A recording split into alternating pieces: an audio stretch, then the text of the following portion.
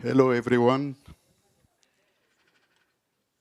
Good morning, esteemed guests, colleagues, and partners. It is my pleasure to welcome you all to today's important discussion, co-organized by Africa Catalyst and the Center for Global Development. I would like to begin by expressing our sincere thanks to CDG team and for their collaboration and continued partnership as we address the pressing development challenge facing Africa and the world. For those who do not know me, my name is Jean-Claude Tchatchouen. I am Senior Advisor at Africa Catalyst. At Africa Catalyst, we're deeply committed to advancing economic development across Africa, working closely with government, development institutions, and the private sector to foster sustainable growth, financial inclusion, and resilient development strategy. Africa is at the core of the global development agenda. And with 39 countries eligible for International Development Association IDA support, IDA has been a critical partner in addressing a wide range of challenges. These include infrastructure, job creation, human development, climate resilience, private sector, and etc. Over the past few years, Africa economy have been significantly impacted by global crises such as COVID-19 pandemic, the war in Ukraine, and the tightening of financial conditions. As such, IDA support remain essential, but the question remains, is IDA fully equipped to respond to the crisis of our time? One area that deserves particular attention is the need to reduce Africa's reliance on foreign currency denominated debt. This type of debt exposes many countries to substantial risk, including the volatility of exchange rate, which can exacerbate debt burdens. Promoting local currency financing could help mitigate this risk and offer a more sustainable debt path for countries in our continent. Today's event is structured around critical questions. We are fortunate to have my sister, the Honorable Minister Adelate, Minister of Finance and Development Planning for Lesotho, who will be exchanging with Africa Catalyst Maggie Mutetsi on the effectiveness of IDA in helping Africa countries. We also have exceptional lineup of speakers and panelists who will share their insight on how IDA can continue to evolve and strengthen its role in supporting Africa countries.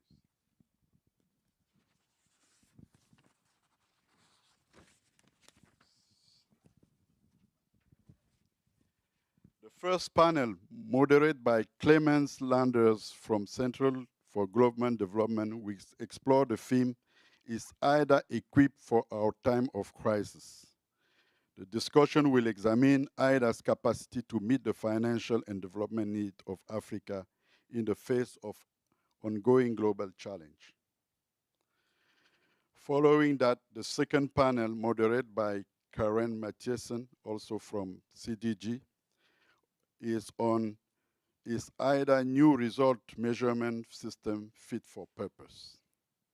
The panelists will discuss how IDA is aligning its goal with broader development outcome and ensuring that the resources are being effectively deployed to generate impact. As co-organizer of this event, Africa Catalyst is proud to be part of this crucial conversation. We believe that through thoughtful dialogue and collaboration, we can identify ways to further strengthen IDA's role in supporting Africa's long-term growth and development. Thank you all for joining us today. I look forward to an engaging and productive discussion. Thank you.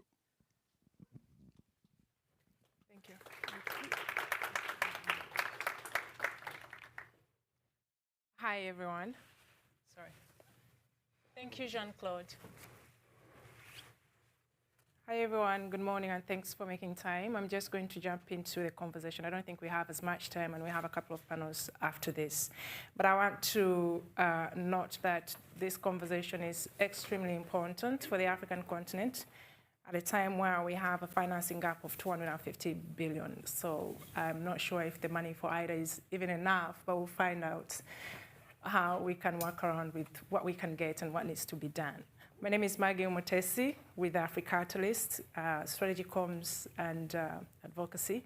And it's a pleasure to be engaging with the Honorable Minister of Finance from Lesotho, Ms. Adelaide. Thanks for having the time today. Thank you for having me. Yeah, as Jean-Claude mentioned in his remarks opening, he said there are top priorities looking at infrastructure, human capital investment, private sector development, something that has been reiterated by the heads of state last year in April, exchanging with the World Bank. How do you assess the effectiveness and impact of IDA in helping African countries achieve these priorities and meet their development financing needs at a time where, we're looking for critical financing in every corner? Well, thank you very much, Maggie, and I must thank the Global Development Institution for having me this morning. It's a pleasure to be here and to share my thoughts about IDA as a recipient country. Lesotho has been one country that has been on IDA for quite some time, and we benefit significantly from the resources that we receive from IDA. And I must say, perhaps as a start off, that IDA, the importance of IDA cannot be overemphasized, especially for developing and least developed countries, given the number as well as the magnitude of the population that it supports. As IDA recipients, and talking on behalf of IDA recipients, IDA has been very instrumental in addressing key priorities of the African continent and for the least developed countries. More importantly, the social sectors, or developments in the social sectors.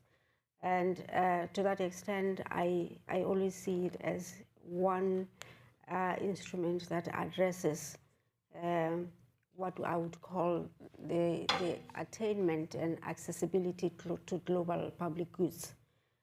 That are very important in underpinning global peace, global stability, as well as the livelihoods of many populations. One important or two important aspects when it comes to social sectors is the investments that we get from IDA, or that we are able to make through IDA on healthcare, as well as education that is building on human capital.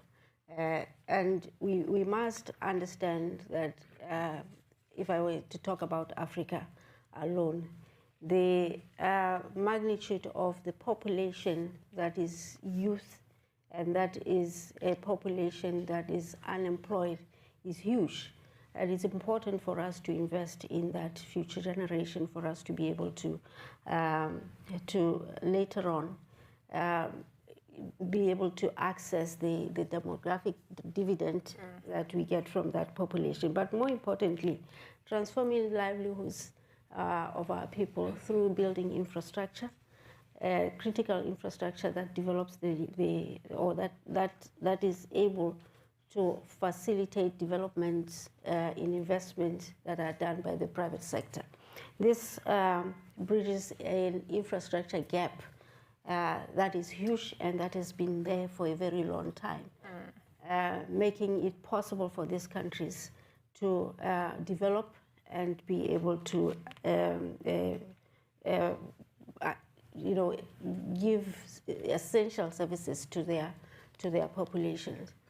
I will not leave behind the investments in connectivity and bridging the digital divide, which is important for developing countries, because this is one instrument and technology in all its spheres and in all its forms is one instrument that is very critical to be developed because it allows these countries to leapfrog and move to a higher level of development. The mitigation of risks, such as climate risks, is important. As much as there is financing for climate, it's not very accessible. So IDA plays a critical role in closing that gap as well. So the important thing, and overall IDA's importance and comprehensiveness and its role in the development of the developing world is very, very, very critical. And we have to make sure that we have targeted approaches to use it. But more importantly, the important thing, I think, for us and for all the donors, not just the recipients, is the impact as well as the sustainability of the work that is being done through IDA funds. So it's very catalytic, it's transformational, it's one pool of resources that is quite huge and very critical to the development of the human population. I mean, when you talk about risk, it brings me to some of the external shocks we've experienced as the continent. I tend to love to say that when the West catches a cold, we sneeze, or it's the other way around. When the West sneezes, we catch a cold. Either way, but the impact on Africa is usually enormous, from COVID-19 to the war in Ukraine, to anything that happens. I mean, we face it roughly. How effectively has IDA responded to some of these various external shocks? Also considering that we don't know. The question is not if, but it's when the next shock is going to happen. Well, you're talking about a very important part that IDA has played in the lives of the global population. The developing world is one that is fragile, one that suffers most from the risks that are global and that sometimes do not emanate from these developing countries. But they are recipients and they suffer most from the after effects. A case in point is COVID-19. COVID-19 hit the world.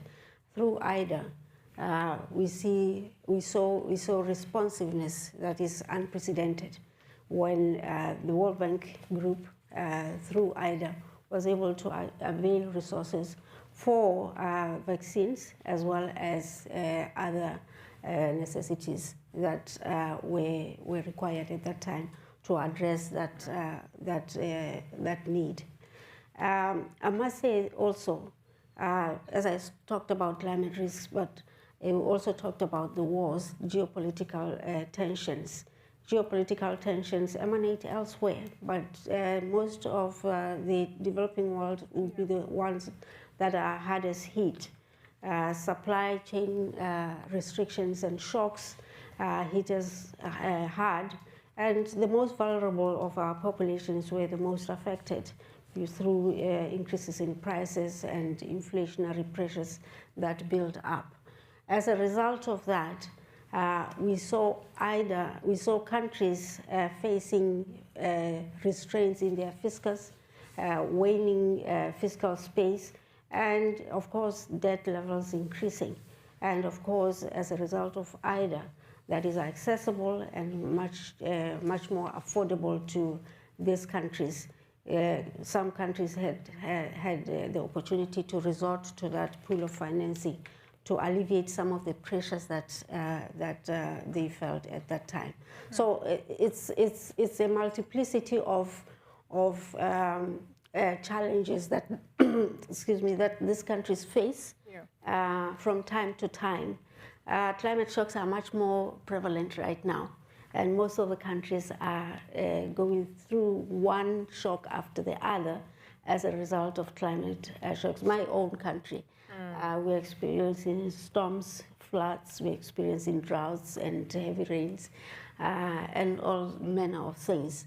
So we resort to IDA to rebuild, to reconstruct, to respond to the needs of our populations. Sometimes because of these floods, you have diseases coming up, diseases that are unexpected. Sometimes because of the storms, the houses are taken off, the roofs of the houses are taken off, and people are exposed. And then, of course, as a result of the storms, the bridges are washed away, roads are washed away. So the important thing is that IDA's responsiveness is always at hand for us to tap onto the pool of resources and then be able to rebuild.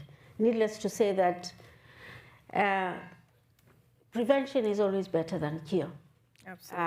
I have advocated through the World Bank Group to say that even as we respond to these disasters, the important thing is to look into how we can invest in early warning systems so that we avoid disasters before they happen and then be able to spend less.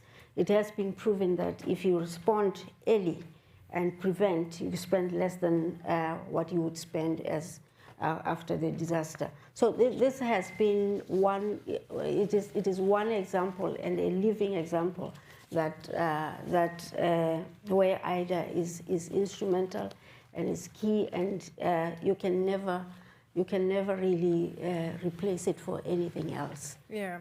Thank you. Yeah. So I'm going to say that I'm going to take one question, and then we can open up maybe to take our question. I hope we still have some time, and just to hear your views and see how we can get you to engage with the Honourable Minister as well.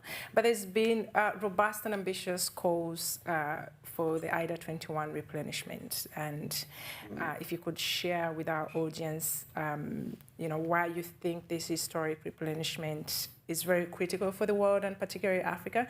But also, as you're talking about that, for me, what's very important is it's one thing to say that there is the money, but getting the money out is also something to look at. I think the World Bank president has said it takes about 19 months or something like that, as he was here at CGD some time back. And you can imagine if you have a health emergency and you need money, and it's going to take 2 years to get the money, so the health emergency is going to become critical. That means the financing as well has to double. So it's more of a complex issue. And maybe it's something you can speak to us, in your opinion, what you think about it and what could be done as you address these two questions. And then I'll come to the audience and get a question. Well, once again,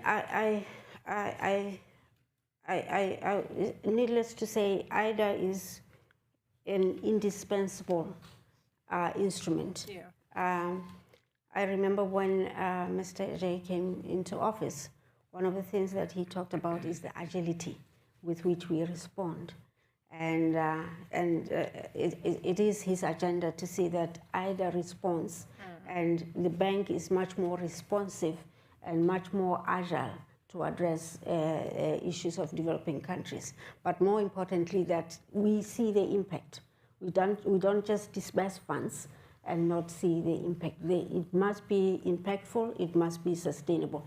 The interventions should also be sustainable. So what I see is, as much as it's important, there's room for improvement in the way that resources, first of all, are used, and in the way that the instruments are developed, so that they are accessible, much more easily accessible. They're accessible on time, and therefore they can do more. But more importantly is also about the size of the envelope. We are in a phase in time where we are facing unprecedented challenges. I don't think the world has ever faced challenges as of our time. So for that reason, it is highly critical that this resource envelope is augmented, and we're able to raise much more than what we have been raising before. For us to close the gap between the developed world and the developing world. Not only close it, But more importantly, it's about providing decent lives for the human population. Some of the things that IDA does, for example, power generation, access to power, access to clean water, and sanitation and wash facilities, these are basic human rights. You really can't say a person has a life if they don't have it. They are essential for economic development. No economy can develop without power. No human beings can survive for a long time without clean water and sanitation. So it has to be much more comprehensive. But more importantly also, I think what we are looking for is that accessibility should be at an affordable cost to the countries that are beneficiaries. And that calls for much more innovation in terms of developing instruments that can be suited for the countries that are recipients of IDA. So I think there's room for improvement. There's a plethora of ideas that can come through to say, how do we improve IDA? How do we make it more agile? How do we make it more responsive? And how do we make sure that we see the impact, we see the results at the end, so that the resources actually go to where they are needed most, and in a way that the countries are not, suffering from the burden of debt unnecessarily. But more importantly, also, I think there are issues of justice in there when we talk about the transitions that we are making in energy, the transitions that are required for us to make the world a better place for all of us. Thank you. Absolutely. And that's why we're here to find, I'm not sure if it's solutions, but to exchange and see how better, IDA can work for African countries. I don't know if there's a question from the audience that is for the minister that we can take. Nicola, sure.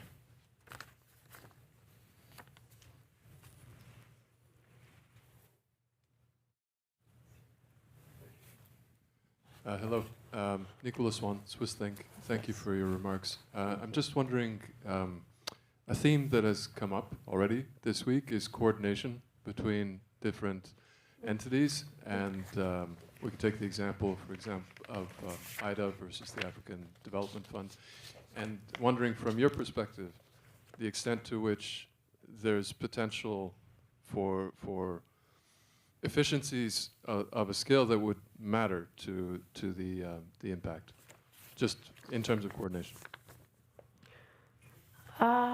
Certainly. As I said, there's ample opportunity to make room and there's ample room for improvements. Just a couple of weeks ago, the UN General Assembly adopted the Pact for the Future, basically saying we all have to be much more inclusive. We have to work together. We have to strive for multilateralism to work. That means coordination. That means bringing in not only sovereigns, but also the private sector into the room, bringing in philanthropists into the room, so that we are able to together work for this part of the population that we're saying is left behind. And I can tell you, I mean, even in normal life, we know for a fact, it's a fact, that even in your own neighborhood, if you're the only one who's out there and is able to live a better life, and everyone else is not living a better life, you haven't started. You will be forced to have the others come up as well, because you will never be comfortable. So we want to have everybody comfortable to the point where there is global peace, there is global harmony, and everybody feels included, young and old, as well as getting rid of the divides, everything, the polarization that's there in the world, whether it be by gender and all the social ills that are there. I'm a strong advocate for this because I believe, because of the problems that we have in the world right now, issues of unemployment, issues of poverty, they are proponents or propellers of the problems that we are in. And if we are not able to go to the source and address those issues, we will not be able to survive in a meaningful way. So my advocacy is that, yes, there's room for improvements. There's room for us to bring in everyone in the room. The slogan is, leave no one behind. We do not leave anyone behind. We want everybody included and everybody to feel that they are part of the world and the dynamics of the world in a positive way. So I do believe there are ways to make these instruments and the likes of it, PRGT and others, for example, in the IMF, much more accessible, much more agile, much more user-friendly, and much more impactful to the global society. If it's the price we have to pay for global peace and for the global public goods, necessary global public goods to be provided, then there it is. We have to do it. Do we have any other question from the audience? Okay, as you think through, you've talked about how IDA has worked for certain sectors, and you've mentioned in particular like energy, yes, and private sector. But I think we also have to look at where it has not worked. Yes. And from where you sit, in your opinion, are there types of support that you think IDA is not currently providing that it should actually be able to offer? Well, that's a difficult one to think about. The difficult ones, you know, get the solutions. Yeah. I'm trying to think of within the universe of all the things that we are able to address with IDA, whether there's anything that we are not addressing. And frankly, I can't see any.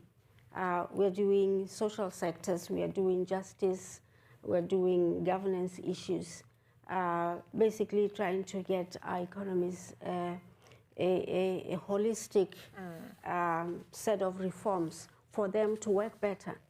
The productive sectors, you name them all.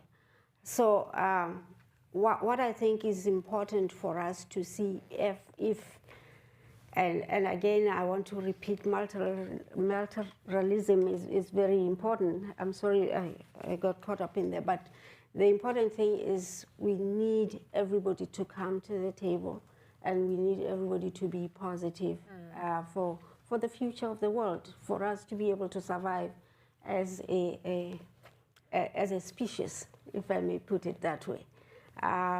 So perhaps we need to pay much more attention to peace building efforts. There are real risks in there that are visible and seem to be escalating. And if we do not address those issues, all efforts that we are, and all the money that we can spend all the money that we can and pump all the money that we want into the system, but it will be all in vain. So I can't think of one sector that I would say is probably underfunded. Perhaps I could just talk about the environment. We need to work on the environment, environmental sustainability, and climate change. Those are the biggest risks as well that need to be funded. Needless to say that there are resources out there. Countries have made commitments. The likes of the UK, Denmark, the others have made sizable commitments, and we need others to follow as well, and then address the issues in earnest. Thank you. Thank you, Honourable Minister. I'm bringing it back to the audience. I think they are satisfied. That would be nice. We are right on time, and Yes. thank you so much for having time to speak to us Thank today. you. The conversations on IDA are very critical, especially for African countries. We need the money, we need the financing, and we need to get the projects going. Honourable Minister, thanks for making time, and to the audience, Thank you very thanks much. for It's my pleasure. Thank you.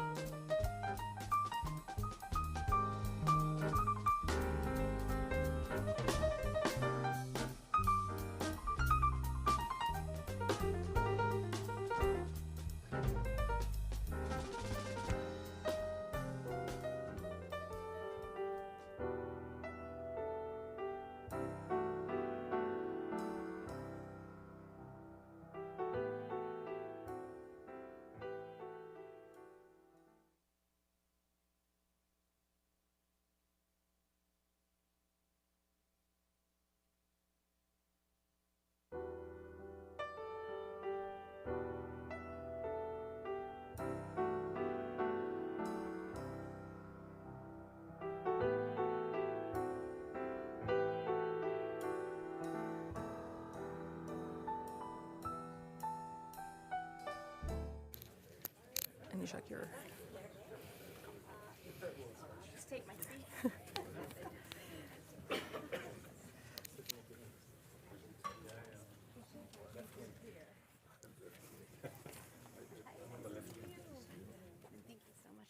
You can.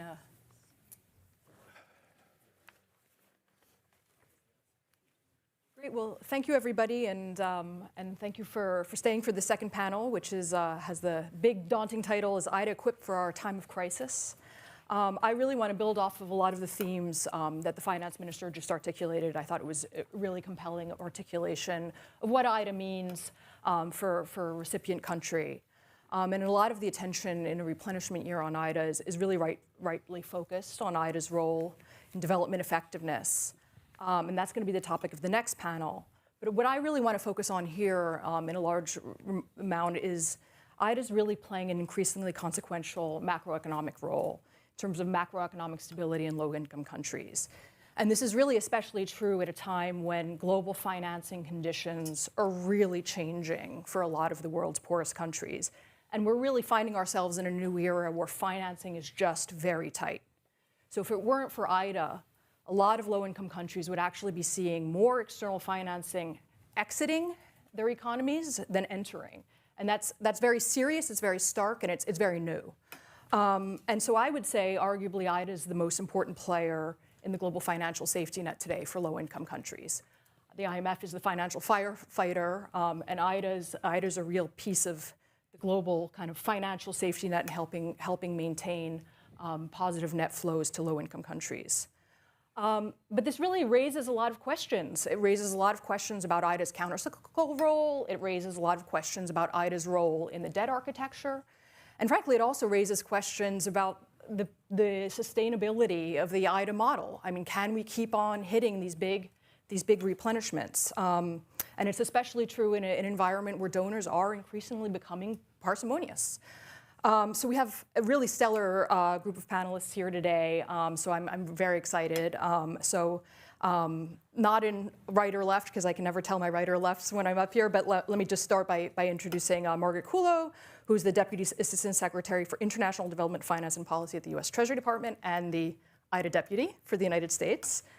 We have Dirk Reinerman, who's the Director of the IDA Resource Mobilization and Corporate Finance Division at the World Bank, so Mr. IDA this year.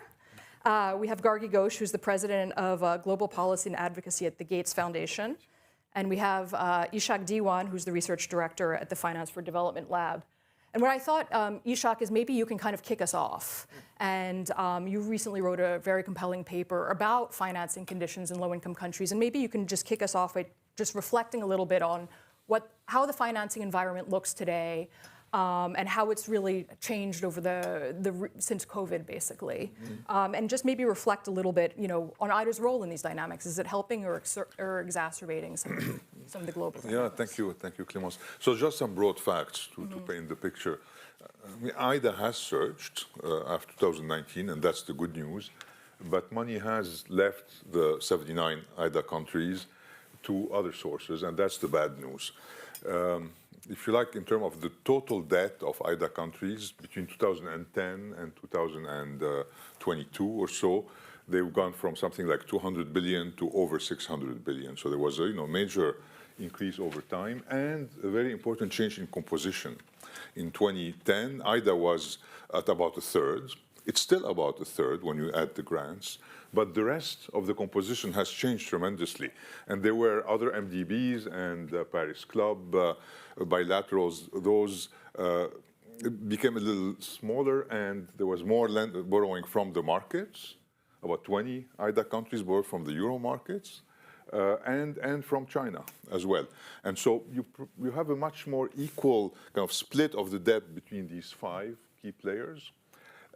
And basically the bad news is that there was basically a wave of lending from the private sector that then collapsed over time. They are getting out. And a smaller wave from China. And this is hitting the IDA country badly. So if I look at overall net transfers, money moving in countries, this is new debt minus debt service. In 2022, for low and lower middle income countries, which is a group a little bit larger than IDA, for the first time in 2022, it was a negative number. Money left these countries. And 2023 is going to be much worse because when we get the numbers, because the market, the Eurobond market, closed completely on IDA countries. So countries could repay but not borrow to roll over these debts. And basically, this was composed of this surge from the MDBs, including IDA, importantly, about $40 billion, and then $50 billion flowing out to commercial banks, as opposed to $50 billion coming in 4 years before. So a difference of $100 billion, major. And something like 10 billion going to China. So basically, the foreign exchange in a macro sense is not sticking in. The projects are taking place in local currency, but the equivalent is not there. And when you look, of course, there are variations country to country. So when I look a bit more carefully, say around the regression, you find for a major distinction between green and red countries. You know that distinction in IDA. So for green countries, every dollar IDA puts in, there is an extra 40 cents that come from other sources in 2022. While for red countries, for every dollar IDA puts in, there's on average 60 cents leaving. So it's a major issue, and we need to think of IDA is helping. Without it, it would be worse, but it is also bailing out other creditors in doing so. And that's a problem. We need to think of ways to reduce that problem. Margaret, Treasury Undersecretary Jay Shambaugh just made last spring an address around this issue of maintaining positive flows into low-income countries and lower middle-income countries and the roles of the different creditors. And I wanted to ask you, how and this subsequently gave rise to the Nairobi Washington Vision, which was announced last summer. And so I just wanted to ask you to reflect a little bit on how you see IDA's role in this, IDA's role in the debt architecture. Is it currently adequate and appropriate? And how is it helping countries deal with the ongoing debt crisis? Thanks a lot, Clemence. Thanks for having us all here. A great opportunity together. Also, thanks to CGD for bringing Minister Maflanyani here. It's excellent always to hear from an IDA recipient country about how they engage with IDA. And I'm going to get to that point in a second specifically. But first, let me answer your question. So, yes, it's true. We have been debt sustainability is one of our top priorities in general, and also in the context of IDA, in the context of IDA replenishment discussions. And we think about IDA in two ways. It plays both a policy role and it plays a financing role. And on the policy front, IDA is looking at debt sustainability. It's also looking at how they support countries in domestic resource mobilization, how they support countries in financial fiscal management, how they support countries in managing flows. And it's a technical assistance. It's a very important role that they play, and they do it increasingly together with the IMF. We've seen a lot better collaboration, I think it's fair to say, on debt issues specifically, but just more generally between the IMF and the World Bank, not just on the policy front, but also on issues like pricing. If there are going to be pricing changes in the context of the IDA replenishment, are there also pricing changes in the context of the PRGT instruments at the IMF? So this policy role, this strong collaboration is really important. They also have a really important financing role. And from a macroeconomic perspective, obviously, it's very important to look at the flows. But IDA isn't just financing flows. IDA is financing fundamental investment that spurs growth. We heard the minister give many examples about investments in infrastructure, investments in water, sanitation. These are fundamental investments, not just in the basic decency of the quality of life every day, but in the fundamental economic engine of future growth. So I think it's rather narrow to think of IDA just as one other way to plug a fiscal gap and have positive net flows. Now, that said, IDA isn't the only provider of grant funds. It's not the only provider of concessional finance. It's the largest. And it also has behind it the full wherewithal of the World Bank. It has the full wherewithal of all the IDA donors. It is a multilateral tool that not just levers finance, but levers policy reform, levers support for the IDA countries. And I think maybe I'll end with, it was very instructive that the minister didn't have a lot of suggestions of other things that IDA can do, because the way IDA approaches its support to countries is from what the country needs. Mm-hmm. And I think that was probably the best response we could have heard from the minister. They're getting what they need from IDA to address the needs that they have, and they're getting it in a way that invests in their future ability to grow their economy, to provide jobs for young people increasingly joining the job market. And if they don't have jobs there, then you lose this opportunity for future growth.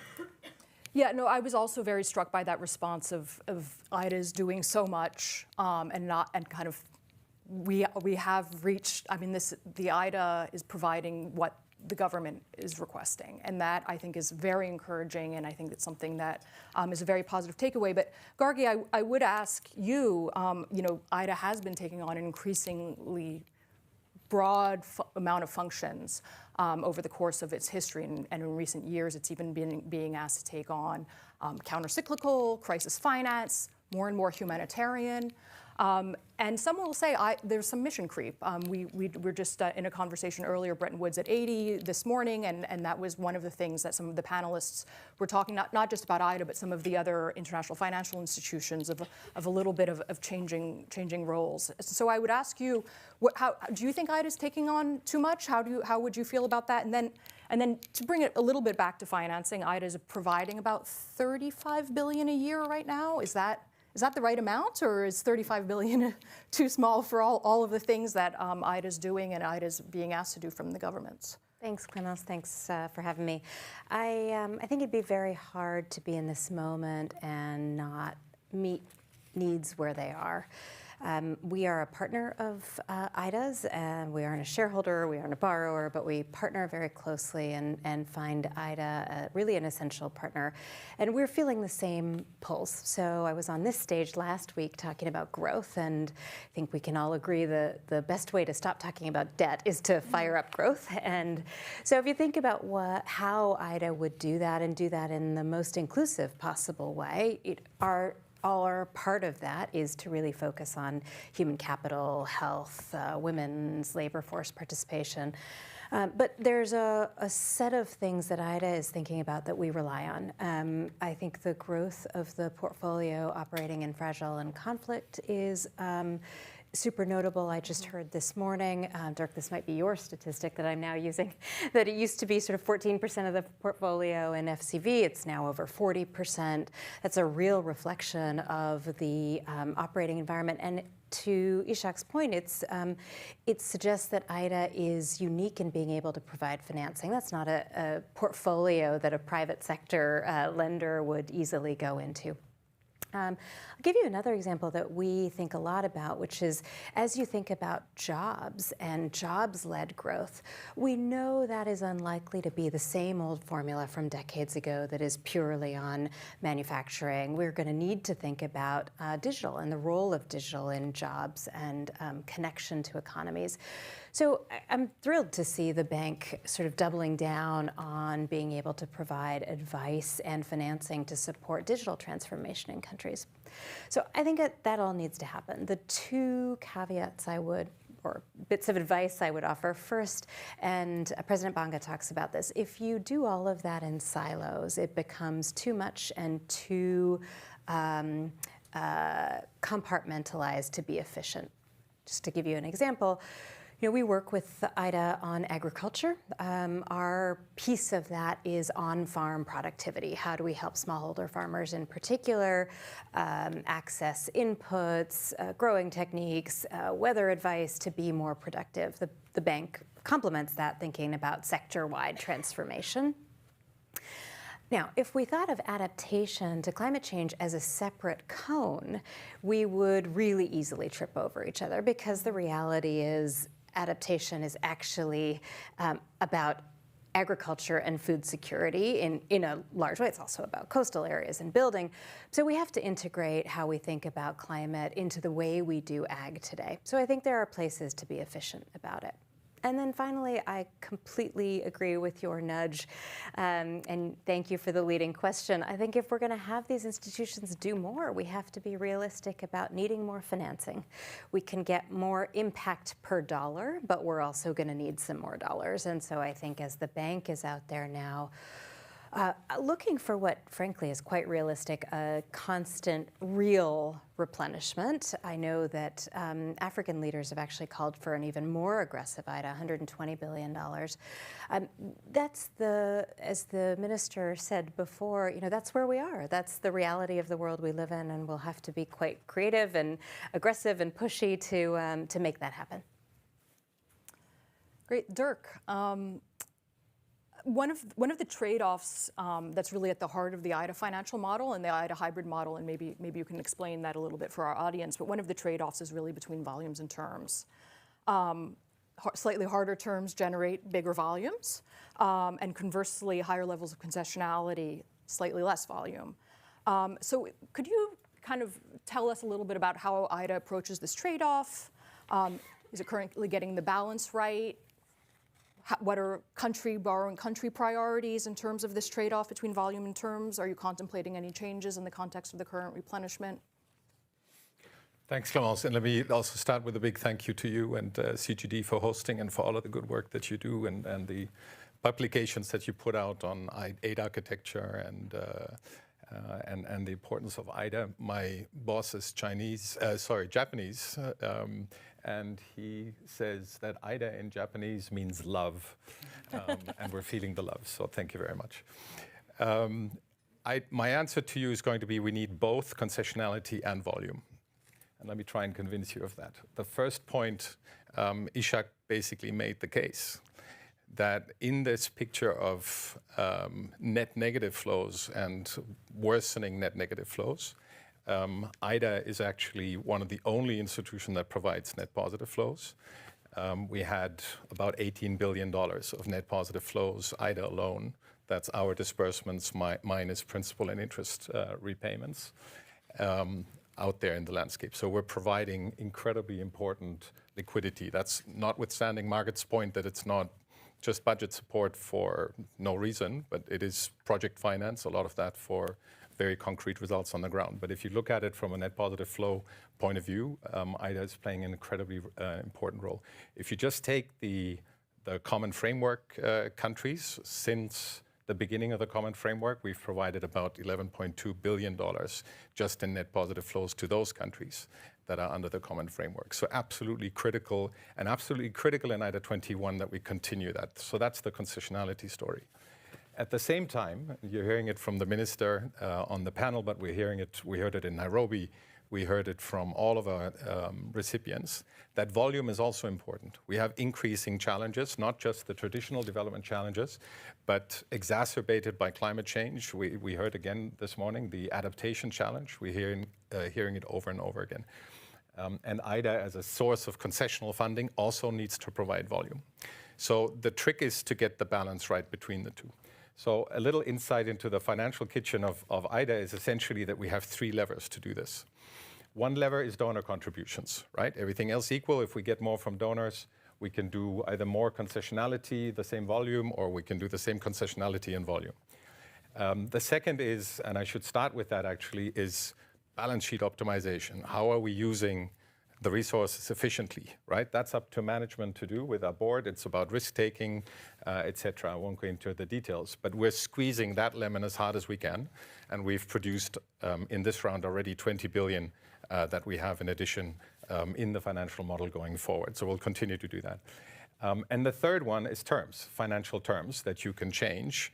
You can harden them, and then you get, again, everything else equal to get to higher volumes. But of course, given the debt situation out there, that's not a good idea. And what we're doing, in effect, in IDA 21 at the moment, I'll take one of the scenarios just to illustrate.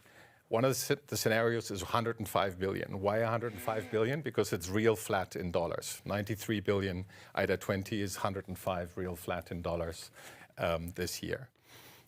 If we were to achieve that the way we're striking the balance at the moment, we would have about 12 billion more volume. We would have higher level of concessionality. We would actually go up from 57 to 58% grant element, as we call it. And we would have a little bit more differentiation within the IDA countries, where we look at the countries that are absorbing a lot of the grants. We're looking all the way up to the countries that are blend, that are also borrowing from IBRD, and see how we treat those. But as a group, IDA, we keep it concessional. In fact, we move it by 1 percentage point forward. So that's the very difficult balance that we try to strike in the model, that we achieve both of those objectives, the concessionality that we need and the volume that the countries require and deserve. Margaret, climate has been a really big part of the World Bank evolution agenda. Just wanted to ask you how you're thinking about climate in the IDA context and how that translates. We heard the minister talk a lot about adaptation. We've heard a lot about IDA's crisis response role during climate events. Can you tell us a little bit about some of the U.S. priorities on climate for this IDA replenishment cycle? Sure. So what drove the beginning of our evolution efforts at the World Bank and across the multilateral development banks more generally is this recognition that increasingly it's global challenges like climate change, like conflict and fragility, like pandemics, that are not only stopping us from making further progress on our fundamental poverty goals, the other sustainable development goals, but also setting us back. You know, COVID-19 saw for the first time a 2-year decrease in global life expectancy, the first time since the 1950s. I mean, these are the kinds of shocks that mean if you don't address them, you can't make, not only can you not make progress, but you can't even stay where you have been. The minister gave lots of examples of the kinds of shocks that they've faced in Lesotho. If you think about agriculture sector, I mean, agriculture is climate, and knowing whether you're going to get the amount of water you need at the time you need it in the place you need it is not as reliable as it once was. You can't then grow from an agricultural base in the same way you would have done 40 or 50 years ago. So these kinds of global challenges are really a fundamental piece now of making progress at all in development. So that really was what drove the evolution efforts altogether. We would say IDA was actually a little bit ahead. IDA has a lot of experience helping countries manage through shocks like climate shocks. They have instruments. They have a proclivity to be responsive, and they've been increasingly both in IDA and across the bank more generally, using the tools that they have available to be more responsive, not just the climate resilient debt clauses, which they have been using more frequently, but the overall crisis response toolkit. If you think about that toolkit was just really launched a year ago, July, and you've already got pickup by more than a dozen countries. You've got at least one country that has triggered one of those clauses already. Do you want to just tell our audience what a climate resilient debt clause is? So climate resilient debt clause, in the case, let me use the case of St. Vincent and Grenadines, when they were hit by the most recent hurricane, they were able to do a pause on their payments back to the bank for 2 years. That's cash they could use to respond to the immediate needs in the hurricane. So having those kinds of tools available can be helpful. There are other tools, obviously, sometimes it's, the countries need even more cash up front. There are other tools you need, but it's about expanding the opportunity to respond. I want to also talk a little bit about fragility, conflict, and violence to a point that Gargi raised, because it's not just about, like in climate, it's not just about having the funds available to respond. It's not just about having the tools available to respond, but how the bank interacts, how they engage now, knowing that 40% of IDA countries are facing situations of fragility, conflict, and violence, either immediately within their borders, next to their borders, across their supply chain.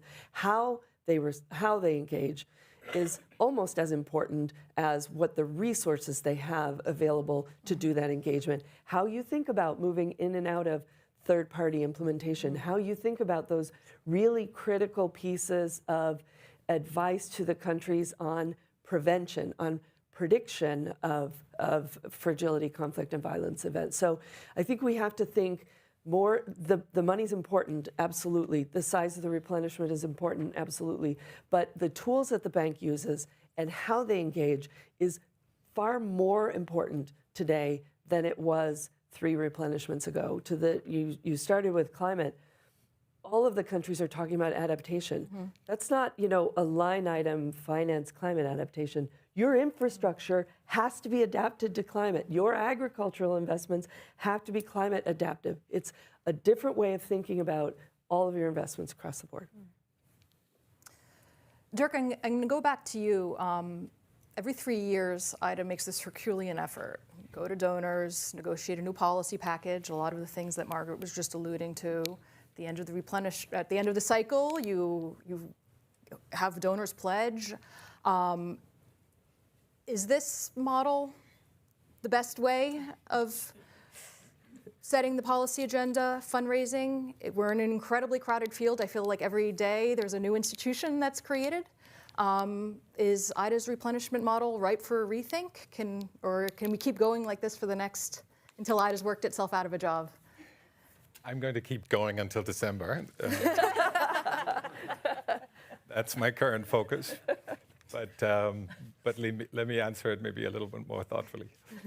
I think the point I want to make is we're open for suggestions at all times, and we're thinking about it day in, day out, and trying to make some adjustments as we go.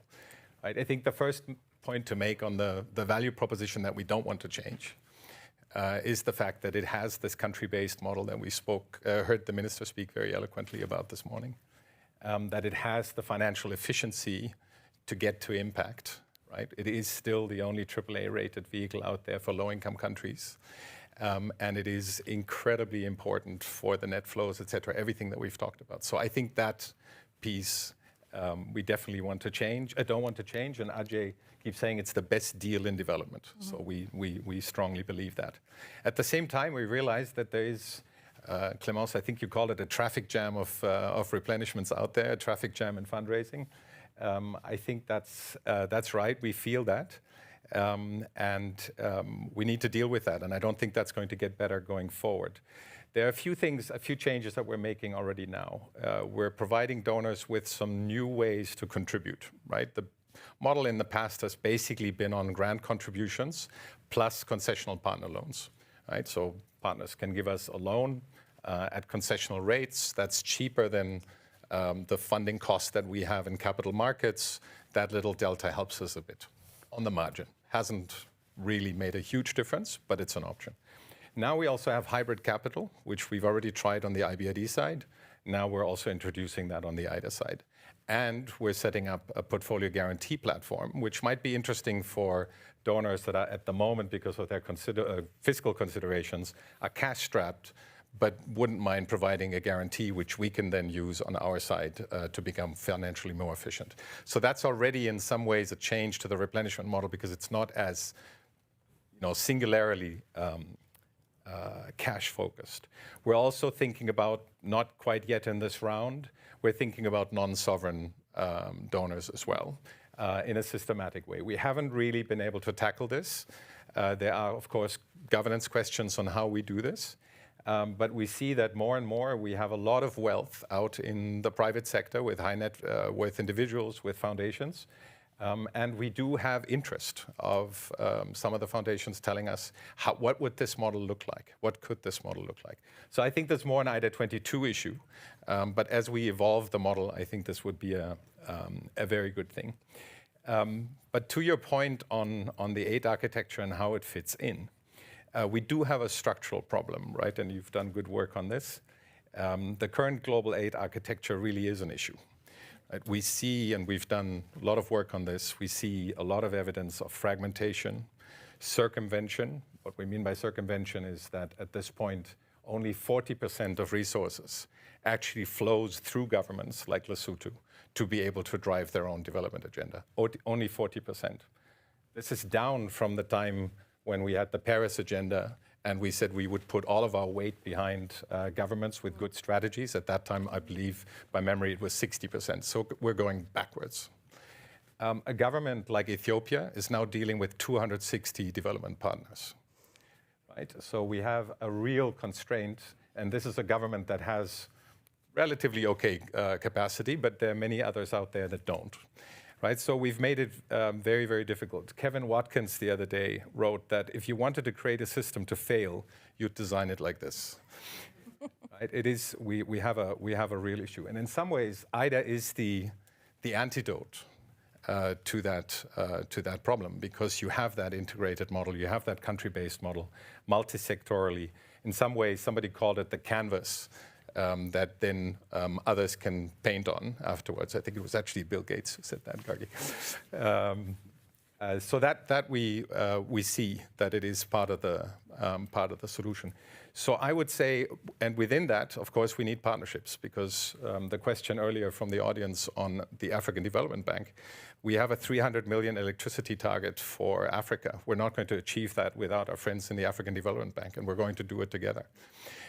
We're working closely with the Global Fund on HIV/AIDS, tuberculosis, malaria, right? Because again, without health systems reform, that's not going to be a sustainable investments into malaria bed nets and injections, et cetera, unless there's sustainable health sector reform.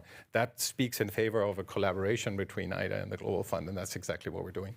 So make that more effective. So my short answer to your question, whether we need a rethink for IDA, yes, in part, but I think the ODA model needs a rethink, and maybe Seville next year is a good opportunity to bring that topic back onto the agenda. Thank you, and that tees up my question for you, Gargi, very, very nicely. So yes, there is indeed this traffic jam. My colleague Janine Keller and I estimated that over the next 2024, 2025, about 12 funds are coming forward for $100 billion. So it's not just the concessional development funds like IDA, the African Fund, it's also the health funds, the climate funds. Against this backdrop, I alluded to it earlier, there seems to be this proliferation of new institutions at a very fast pace. And my question for you is, what advice would you have? I mean, you talked about reforms of ODA. What advice would you have for donors? How best can they go about their decision making when it comes to the allocation of their own ODA and their own resources across these different institutions? What's kind of a an intellectual framework or roadmap with which you think that donors should think about these different trade-offs? Thanks. I do have your chart from that paper up on my wall as a reminder of what's happening. Yeah, you know, I understand there's been some work done counting these agencies, and it's sort of upward of 600 now.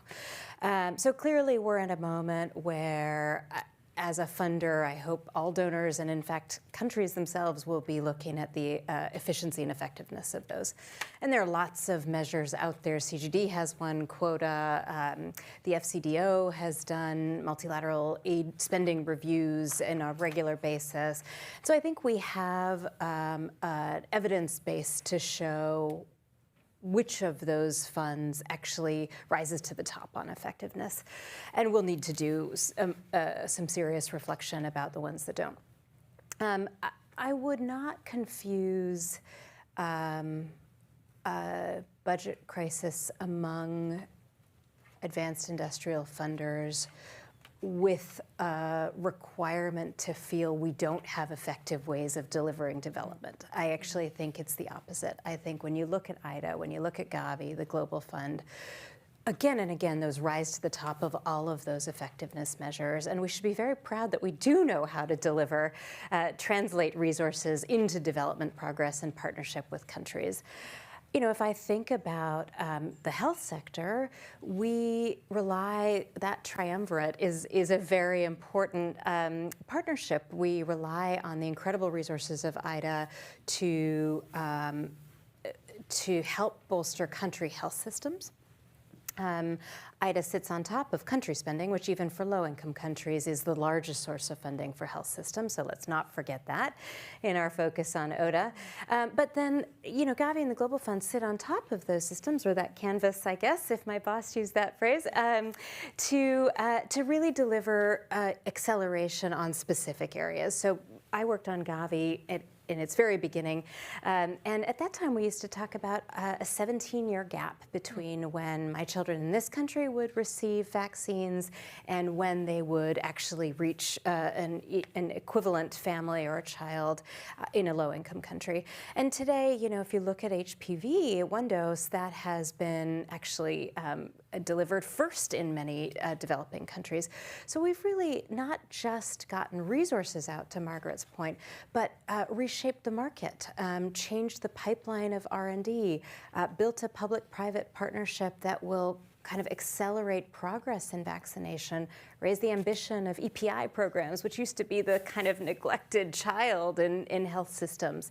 So I think the differentiation is important, being able to measure the results, making sure those institutions collaborate. That's something we've learned. We didn't do it very well 20 years ago. We're doing it much better now. All of that is really important. Last thing I would say, we aren't going to have enough money to do everything we want. I think it's important to be both ambitious and be able to confront the truth. And in that world, we will have to get even sharper about making sure the most precious resources, grant funding, concessional resources, go to the countries and the sectors where there is no other option. And that we are open to saying in other areas, some of them may be adaptation, some of them may be, you know, R&D, that this doesn't need to be that precious grant funding. We should think about that more in guarantees, in leveraging. So I think there are some basic tools out in the financial sector that we should be better at using in order to make resources even more effective than they are. Great. Well, Ishak, I have one last question for you, but I think we're going to have a couple of minutes for audience Q&A. So if you have any questions, start thinking about them, and we'll have some mics around. But Ishak, maybe we can kind of start where we began. Oh. You developed with some colleagues something called the Bridge Proposal. Can you tell us a little bit about that and how IDA fits into that? Sure. I mean, you notice Clémence always asks me questions about financial issues. It's very dry. But just to say a word. I find it fascinating, and I think if our audience is here too, they might have a little love of dry financial issues. But I mean, I'll approach your question by saying it'd be really important to preserve IDA's financing model, which turns grants into concessional loans. And so, we get volume. And volume is really important. It's not the net that matters as much as the volume. I completely agree with both of you. And I say that from a practitioner point of view. I mean, I was with the World Bank in Ethiopia and in Ghana and Sierra Leone and Liberia, and I saw IDA at work. And I mean, frankly, the most happy moment of my life, maybe proud moment of it, is working on watershed management with Meles Zenawi in Ethiopia, or on the rehabilitation of militias and the reintegration society with Ellen Sirleaf, or I don't know, Feeders Road in Ghana, that really unleashed the power of marketing agriculture. Volume makes a difference. Working with, finding solutions, building institutions makes a difference, and that's volume. And so really preserving this model is very important. Now, this model is under threat because to the donors' money that you get in addition the return on old loans, the reflows, and borrowing from the market because of that balance sheet. And this model is under threat because increasingly IDA has to give grants rather than loans to countries that are deemed red, and there are 40 of them today, at risk, too much debt. And also going to the market with a weaker balance sheet, gets weakens the rating, the terms at which you can borrow. So, we need to think of solutions. It's not easy. Now, the bridge proposal that we put on the table comes from the realization that the debt crisis we're talking about is for many countries a crisis of liquidity rather than solvency. Let's not get into too much detail why that is, but I looked at IDA countries, and of the 40 red countries, we would classify 25 as liquidity constrained and 15 as more or less insolvent. And so IDA is and by the way, while the gross matters a whole lot, the net also matters, because when you're spending money locally, it generates imports demand, and it goes to foreign exchange. If there isn't enough foreign exchange because the dollars IDA put in reserves went to other creditors, then you have to devalue and you get macro instability. So that matters too. So how do we deal with this situation where we're in the middle of a situation where the dollars escape, either because countries are illiquid or insolvent? No easy question, but perhaps the next IDA could be a little bit more energetic at pushing other creditors to bear the burden. The illiquid countries, it's hard for IDA to scale up in particular cases because of its model, country allocation.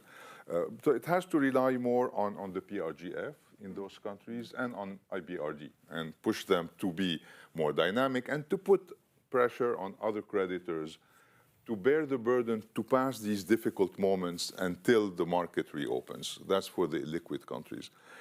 How to do so is still a question mark, but it's much debated in policy circle, including the US administration is very involved in trying to get solutions. More coordination by other bilaterals. China is very important there, playing more coordinated together. And for the market, it's a bit harder, and there are 20 countries where the market is important. Now, for the other countries that are insolvent, here IDA itself could be a little bit more pushy, including now that the common framework works better, to go to the common framework and say, let's clean up, the balance sheet of the country because of an external shock very often, or because of bad policy, it became over-indebted. It's time to do the right reform, but also to remove the excess debt. And IDA could, instead of just giving grants and accepting whatever is happening, say, no, I want debt reduction, and I would actually bear the burden, even myself, take the losses, but in a fair way.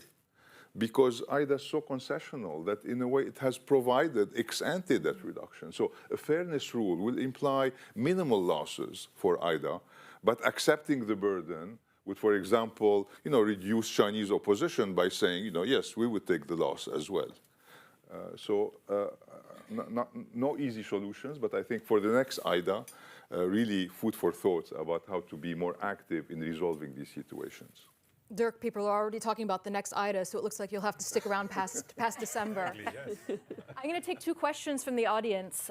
So raise your hand, and I think we're going to do this on a first-come, first-served basis. So I have 1 question here, and then 1 question at the back. Thank you so much. Hi, I'm Sorry, please wait for the microphone so our colleagues online can hear you. Is this better? Okay, thank you. Thank you so much. I'm Luisa Galveo. I'm WaterAid's new Senior Advocacy Advisor on IFIs. I had a question about the instruments that are used in lending for IDA. We've noticed an increase in lending going as budget support with policy conditionalities versus direct project lending. And I've heard debates about measuring the impact of that. So would just love to hear your thoughts on getting the balance right. Have there been conversations about this trend and increase in budget support lending as the instrument of choice? Would just love to learn what the conversations have been about that. Is the balance right, and how you're thinking about that? Thank you. Great, and there's a question at the back as well. We'll cluster them. Yes, thank you. Good afternoon. Yes. Good afternoon. My name is Rose Sterling. I'm from New York City. I just get off of my bus, so I rushed to her. I did not follow the preview part, but however, when I saw that the IDA bring the global safety net into focus, I was very excited. I couldn't wait. I just jumped onto the bus late and come see you. However, we shall know that without a sustainable safety net for all, the market, profit, all that are just, and no peace can be established in the world. Myself, I have been doing research on it. I do not have any PhD, but I have an empirical experience in Hungary, safety net, how it goes. So it's even good as I do not have my PhD yet. So I can be a real complement to those who have PhD and we can really bring up since 80%, 90% of those who lack safety net, everybody needs safety net, are just like me, no PhD. So, in fact, I have been doing research on a shift of a global public goods rooting in self-sustaining global public goods that take safety net, that we can even create a discipline throughout all universities in the world, focusing on the safety net. Because whether rich or poor, a kind of safety net is needed. And it depends, when you are, those who are very poor, safety net are just like, it's just like immediate needs that need to be fulfilled before they think even about going to school, going to that. So, and I wish that IDA, since it's a global project, will sustain me, give me public assistance, technical assistance, even a safety net to sustain me to work with different experts, bring up and show them the math route. I have already worked toward it. So I'm ready. Thank you so much. Those are some good words of encouragement to end on. Maybe Margaret and Dirk, I know we're at time. Maybe you can divide up the question very quickly on instruments. I feel like you're both going to have very strong views on this. Do you understand? It's always a live debate on how we use those. Like Ishak, I've worked in countries, in IDA countries and IBAD countries, I think if you look at the split and try to say what's the optimum, I don't think that's a useful conversation to have, because it really depends on country circumstances, and it depends on where you are on a timeline, right? So if you're right after a macroeconomic crisis or in the middle of a pandemic and you can't travel, then budget support is a fantastic solution, because you give those countries the liquidity that they need to be able to respond to the crisis. If you're in a more steady state situation, you want to use the DPF, the budget support, for those big structural reforms that the country needs, where you reward, if you like, very difficult policy actions that they need to take and that often have negative fiscal consequences. You reward that with budget support.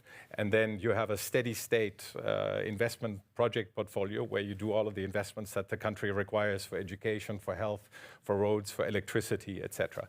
So it really depends on the country's circumstances. Both of them have their merits. I think we shouldn't swing too far in one or the other direction.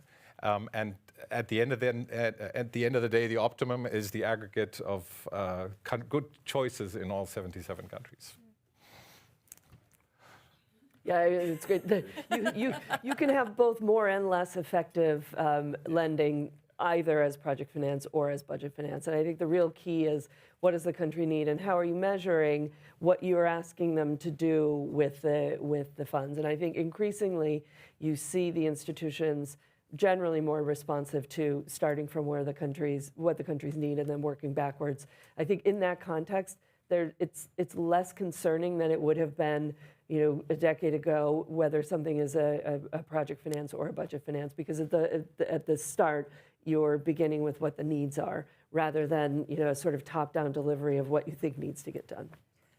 Great. Well, on that note, please join me in giving a big round of applause to our fantastic panelists. This was a really interesting conversation. And we will start our next panel in 5 minutes on IDA and results. So please stay. It's an IDA morning turning into an IDA afternoon. Thanks, Emma. Thank you so much.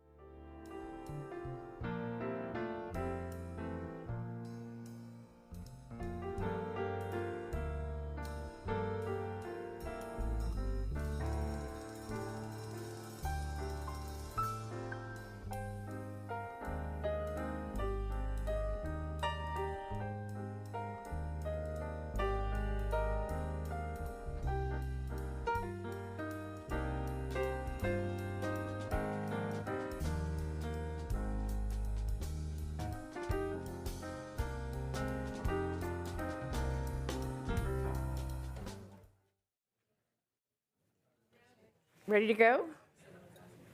Hey, everybody.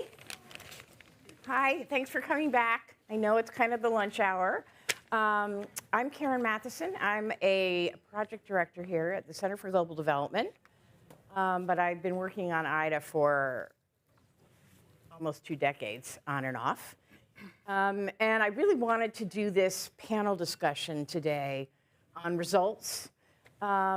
I know it can be a little bit of a dry topic, but it really, really matters. And as somebody who used to have to fight for IDA, fight for funding, the results was the most important piece. And we were always asked, well, what exactly is IDA doing, and how can you prove it? And it's hard. It's hard often to show attribution, as we know. And then, of course, it's really important for impact, right? For the knowledge and learning agenda, I can't think of anything more important than having results and knowing what works and what doesn't. So the reason I wanted to talk about it today is there's going to be a shift for the first time in 20 years. And Ajay Banga was here last February, and he raised a lot of issues around process, and some of you heard the minister earlier today talk about, IDA is still can be cumbersome to deal with for a lot of reasons, and a lot of stipulations that the donors put in. And so he was very keen to see IDA simplified and streamlined enormously, and so here we are. We're going to see a real change. So I have 3 fabulous panelists representing the bank, a shareholder, and an external stakeholder and advocate. So let me just quickly introduce them, and then we will dive right in. Okay, so to my left, we have Julie Trepanier, and she is here from Canada. She's the IDA deputy. And then we have Kate Hudson, who is... Donald. Kate Hudson is an actress, I just not me, did that. sadly. I totally, listen, what can I was say? Kate Hudson, You reminded me of her for some reason. Okay. That's very flattering. Welcome, and she is here. She's the head of the DC office for Oxfam International. And then Paloma Casero, who is here from the World Bank. You're Director of Strategy, Results, Risks, and Learning, right? You got that? That's quite a title, I must say. Okay, so let me dive into the questions, because I want to start with you. So as I understand it, IDA's typically had this 3 tiers where you have very high level impact and maybe not fully attributable to IDA, but things that are very important, like number of children who die before the age of 5, and then you would have a second tier indicator, which you could more attribute to IDA, which might be related issues like access to maternal health, to nutrition, to vaccine, and then the third tier indicator, which would be much more about how IDA itself is working, internal efficiency questions about their project management and oversight, and so on. But then, in addition to that, there are a lot of country targets, and I think some would say too many. And they covered the whole gamut, right? There's everything from climate, education, and health, and jobs, and gender, and so forth. And my understanding going forward is that there's going to be a change first to the tiered indicators, so they really align much more closely with the rest of the World Bank group. And then the country commitments are going to be slashed substantially. So I was wondering if you could just start by sharing some of the rationale behind the change, and how you think that might have an effect on IDA. So thank you, Karen. It's great to be here and with great panelists as well. I'm going to start with, you made a comment that the IDA results could be dry, so I'm going to try to up that game a little bit, because if you think about how oftentimes the headline is about IDA being the largest concessional fund for the poorest countries, which of course is very important because we need obviously financing, and we are at a critical stage in the IDA replenishment for IDA 21. But this would not matter if we don't, those dollars do not transform people's lives in the poorest countries. So that's the focus on results. The results is, and that's one of the shifts that the new scorecard is trying to make, is really to shift the focus from dollars to lives transformed in the poorest countries that we support. Yeah. And the second point I want to make, and I'll elaborate a little bit on the rationale for the change, is that IDA is a repeat game, meaning that we are accountable. Once we have any policy commitments, any promise on what we are going to deliver, we need to be accountable. And for that, we need to be very transparent, and we need to be able to measure whatever commitments we have and in a consistent manner, in a rigorous manner. And that's the second point I wanted to speak to, which is the commitment to transparency and accountability, and up in that game as we go forward. And the third point I want to make is what you just were alluding to. The other shift is really on selectivity and simplification. When you try to prioritize everything, and one of the issues that we had as we were evolving was that we ended up with many indicators. We were measuring many things, not necessarily always with the same consistency, but many things. And what we need now, we live at a critical time. The world is evolving. The most vulnerable populations in IDA are at greatest need with all of the shocks. So we need focus. So part of the issue is selectivity for greater focus, and also to make sure we deploy all of us collectively, right? The World Bank Group, of course, but also to support IDA, but also the partners and other important stakeholders, civil society. And the only way where you galvanize and motivate people to act and drive action for impact is focus and selectivity. And that's the other part I wanted to make, is the shift from over 100 indicators to really these 22 indicators that speak to the critical development challenges that IDA countries face, and we can speak to that in more detail. So a couple of things I want to say and to excite the audience. One is, because I said I had to up the game. One is, please check out the website of the scorecard. It will give you an idea. Is if you do WBG scorecard, just click on it. You're going to have fun. It's an interactive website. And this is important. It's interactive and highly customized. And that, again, goes to the aspect of being able to aggregate, but also disaggregate. And today, you can still see the results for IDA direct results that we have at the moment. It will allow you to see not just how we do in all IDA countries, but within countries. We are also committed to transparency and reproducibility of these results. So how you are going to see that? When you click on those results, you are going to see not just the data, but you are going to see the methodologies to ensure that we know that we are measuring consistently these results. You're also going to see the metadata. This is for the first time. We do that. That allows anybody to reproduce the results. And if there are questions, of course, we welcome the feedback. But that's, I think, important. For the first time, ahead of an IDA cycle, we'll have that. And then a final point I want to make is the fact that all of this is co-created. Of course, we had a lot of interactions with many of you in the audience and in the panel. We have a good discussions as well. And it matters because at the end, IDA, the stakes are very high and we need everybody.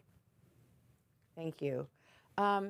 So Julie, as a shareholder and a big and important one who I know is planning very significant contribution in the coming months, can you talk about how important the results commitments are for you from the perspective of caring about development finance, but also in terms of engaging with your parliament and other stakeholders to build a case for IDA? And then, any thoughts you have on the shift would be really helpful too. Well, thanks for inviting me. But thanks for raising expectations on our side. You're so welcome. I mean, Canada is a strong supporter of IDA, and regardless of the level of contribution, which is out of my hands, will continue to be. And the reason, it is the single largest line in our ODA budget. And the reason is because it's aligned with our international assistance priorities. It has a robust country engagement model. It's efficient, but also get results. So results are very important. When we engage with our parliament, it's not so much on the number of policy commitments, on it's at more higher level. But these matters, and this IDA replenishment comes at a time of change, and the sequencing of all these changes, it's probably not ideal, but it's also not a reason not to support the evolution agenda and make changes. But one thing we've been clear since the beginning, and we're not the only one, the only shareholders, is that all the change in terms of simplification and evolution is to make it easier on countries, like on borrowing countries. It's not to make our life easier. I always make the comparison that if my minister asks me to do something and I say, oh, it's going to make my life difficult or slow, it doesn't, I don't really care, if the outcome is good. So I think that's through this lens that we look at this. As Paloma is obviously the expert and explain it better, but the results framework has different components, and many of these are changing. I think overall, what we feel is that we need to be able to tell a very compelling and clear story about how they fit. And to be perfectly honest, I think we're making progress, but we're not quite there yet. And that's a collective effort. I think shareholders and the bank and the CSO community. And I want to give a shout out to those, including our own Results Canada. I know they're here because they've been very actively engaged in this and providing us feedback. This is my first IDA replenishment, so I've been learning a lot about this. I was at the World Bank Board before, but not following IDA. So, this is actually quite important, and we're not there yet. I think we're supportive of the way forward, the new scorecard, the IDA-specific vision, because we've been supportive of having a World Bank Group approach for a long time, and I think it makes sense. Having all these different pieces that are hard to piece together was hard. We also like the level of sophistication in terms of disaggregation. Sorry, I'm losing my voice that we'll get, and the access to the metadata. I think that this is a very huge improvement, and I think you probably want to play that one even a bit louder than you have been. I mean, the devil's in the details, and I think because these pieces are being put forward right now and developed, we don't have all the pieces that are at end, and so that's the thing. I think we need to be careful as we finish the replenishment to make sure that we, as IDA, as shareholders in IDA Deputy, we need to see all these pieces and be able to provide a current commitment, compelling stories. On the policy commitments, I would say this has been a difficult discussion, right? Because being against efficiency, it's like being against virtue. So you can't be saying, no, I really want to keep this very complicated framework. Right. But the framework was also built because to respond to country needs, to shareholders needs. So in looking at this, and I think this is going to be an evolution, not too different than the World Bank evolution. Is 22 the right number? I don't know. I think we're trying to cover the landscape. But one thing that is clear is that for us, the reduced number of commitments should not be, and I trust the bank when they say this, a reduced ambition. And this is where I think we're still working on the story. I'll be very honest. I think there's a huge communication effort there, but also some technical work that needs to be done. And we'll discuss in more details about some example on gender, for example. So overall, I think, I feel I'm almost there if I was to, be able to sell IDA 21, because I can rely on the, progress and all the good things that the previous IDA replenishment have done.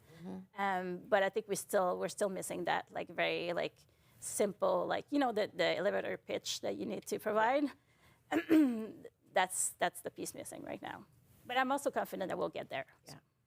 I think it's always been hard, the elevator pitch, when you have shots in arms for Gavi and so forth. But Kate, so you're look, Oxfam is just tremendously important in the advocacy community. You follow IDA really closely. I'm just curious, have you advocated for anything in particular as part of this replenishment? And are you seeing that reflected in any way? And how might the switch in the much leaner results approach affect your ability to advocate for IDA? Yeah, thanks, Karen, and thanks to CGD for having us here. So I want to start with a really important disclaimer, is that although some of what I'm going to say is quite critical of the policy package and the proposed IDA results framework, Oxfam is, as Karen says, a very, very staunch supporter and advocate of the need for donor governments to step up and secure an unprecedented IDA replenishment for all the reasons that earlier speakers have discussed today. You know, indeed, we think that stepping up their IDA pledge is just one among many ways that donor governments, rich country governments, should be taking to finance sustainable development, you know, including fulfilling their climate finance commitments, contributing to the new loss and damage fund, etc. So now's where I take a breath and say the but. So none of this should be taken as a kind of get out of jail free card for the donors, okay? So I also want to, actually, before I transition to the but, I do really want to applaud the efforts that Paloma and the bank have made on the new corporate scorecard, because I do think it was a very thoughtful process, and I think the new portal that Paloma was getting us all excited about is a really good example of the kind of more radical transparency, as the bank has been saying, that we would like to see them adopt across the board, including, for example, on climate finance, where we've discovered some quite big gaps and inconsistencies in what the bank claims versus what's actually reported and spent. So that is all very good. But here's the but, you see, I trailed it before, but really here it is. So we are a bit concerned about how the necessarily broad headline commitments in the corporate scorecard have translated to the draft IDA policy package and results framework. And in particular, we think there seems to be a bit of a mismatch in terms of specificity and ambition and the follow-through that we would have expected to see in IDA. So, for example, the new corporate scorecard introduced a new vision indicator on inequality, which we think is a really important recognition by the bank that reducing inequality is going to be really key to achieving all its other goals. And this indicator measures the number of countries with what the bank defines as high inequality.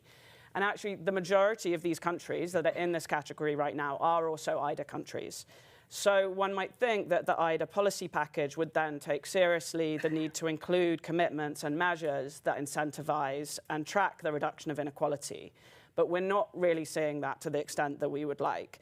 Instead, we see like a lot of the broad goals being quite equity blind. For example, we've asked the bank, will they try and disaggregate and report results by income level? This is really crucial because how else are we meant to know if broad targets, for example, on millions of people accessing health services or accessing education are actually benefiting the poorest and hardest to reach rather than the middle class or the upper middle class? And how can IDA countries move out of this high inequality bracket if they're not being supported and incentivized to design and deliver policies that are sure to redistribute opportunities and income and power? And in this vein, we've also seen the policy commitment on domestic resource mobilization watered down from IDA 20. So references to progressive revenue policies have been removed. So this is just one example. And just referencing, I know that we're going to talk more about it now, I think gender is another area where we're really disappointed and concerned. Because the stark fact is that there are no country-level policy commitments on gender in the draft policy package. And no matter how you spin it, I do think this is a retrogression from IDA 20, and it sends a really dangerous signal. And now the bank is saying, and I'm wrapping up here, I promise, the bank is saying that we don't need to be worried about the lack of country-specific gender commitments because the new institutional gender strategy will be kind of the proxy for these policy commitments. But to me, that's like comparing apples and oranges. Like the World Bank gender strategy, no matter how good you think it is, and I see there's some representatives from the World Bank gender team in the room here, like what incentive do governments have to implement the World Bank gender strategy, and what legitimacy does it have at the national level? And most importantly, how can CSOs, including women's groups, hold their governments and the World Bank accountable to it? So in conclusion, and I'll pass it back to you, Karen, I think we do question, Julie, you said you trust the bank on the ambition front, and I'm glad to hear it, but I think we definitely have questions as to really this IDA, with what we're currently seeing, can genuinely be called the most ambitious ever. I'm going to give you a chance to respond in a second, but I did want to get a little bit more granular on the gender piece in particular for a couple of reasons. One is when you have this issue of selectivity, there are times when you really want to advance certain priorities where governments in particular might be a little reluctant, or where they're new, and biodiversity, climate, gender, these are all relatively new compared to some of the more traditional indicators. And they really do enable you, when you have those commitments, to follow through over different IDAs and see what happens.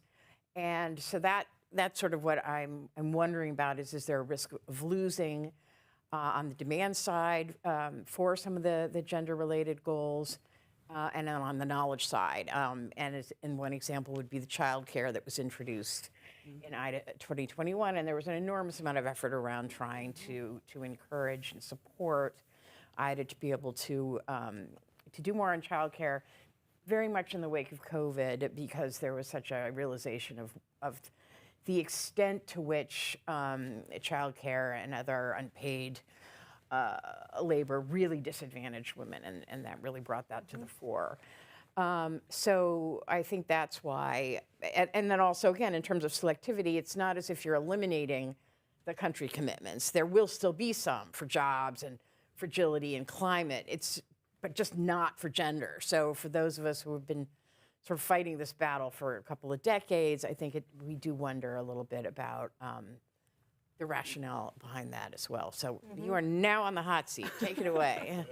Well, first of all, I wanted to thank you all, because I think this is the kind of conversations we need to have, right? I think we are all here co-creating. We all have the same objective, which is really to get to an ambitious IDA that really making tangible impacts on vulnerable people. So we all share the same objective, and I really appreciate this conversation.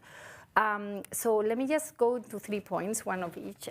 So one is, so Julie, you're right in the sense that this is still obviously, and we are still working with you. We are going to have more days ahead of us to show you where we are, both on the policy commitment package, the replenishment package, and then you were asking, well, I need to see a bit more on which you will have the methodology notes coming soon, and I think part of it is I do understand there is a timing issue. But compared to the previous IDA cycles, this is the first time that IDA deputies will have the methodology notes for all of the policy commitments right at this point. So I think that's at least we can still have the conversation, but you'll have that baseline, expected, etc. Second, you'll also have for the first time the methodologies, and as we said, and at least a way to measure results in a way that is consistent, that we couldn't really claim before because we didn't have these methodologies, and now we do. When it comes to but I agree with you on the elevator pitch, and it is, we need to keep working at that, and we'll get there, because I do feel that there is, we do and I will go back to that point on gaining momentum, and we are gaining momentum, and we'll explain a bit more. Let me just pick up, Kate, on a couple of issues. So, for example, let me pick up on inequality, which, and you're right, and we thank you, and so many of you in the audience that really help us really continue to focus on inequality, and the vision indicator does reflect that. How this translates, you were saying it will be great to have the distributional impacts of everything we do. Now, and we don't disagree with that. Now, the issue is data quality and timeliness and coverage to be able to do what you say, which is actually where we would like to go. So the first thing we looked is as household level surveys. Those are national statistics that really help us then understand the distributional impacts on anything that we do in country. And for that, in the IDA 21, we do have a commitment to invest in updating and upgrading the household surveys. There, in 50% of the IDA countries today, the household surveys are older than 5 years. Now, the scorecard is ambitious in trying to have enough coverage of countries to be able to measure So for example, to have that metric, it would require enough coverage, enough frequency of the data reporting, because we commit to annual reporting. So if the lag is 5 years, we just cannot do it. So it doesn't mean that we don't share the concern. It's just we need to help also other countries with capacity and other efforts to build the data infrastructure to allow us to do better. But great point.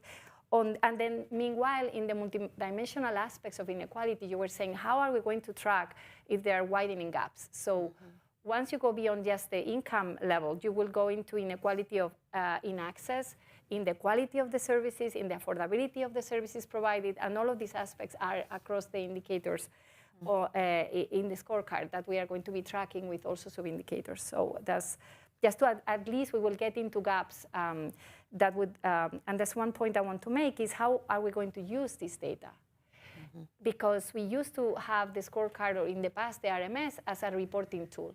Now we are committing to use it as an accountability tool, which means as a managerial tool, which means that now, because we can disaggregate for the first time, it goes back to what is new. For the first time, we can disaggregate the data.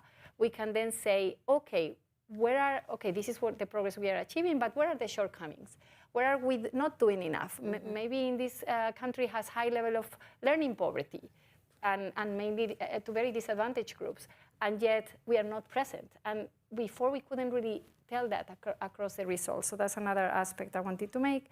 And then finally on the gender, I think the other part that we need to think, I think is an issue that we all care again. We all care about gender equality. It's a very important, we share the same goal, of course, and in other countries is critical. And what I wanted to say just very briefly is the ambition is now, with the new gender strategy and the fact that we have an institutional commitment in IDA 21, is to implement it in all countries. And let me explain what that means in practice, and the accountability, and how we are going to track.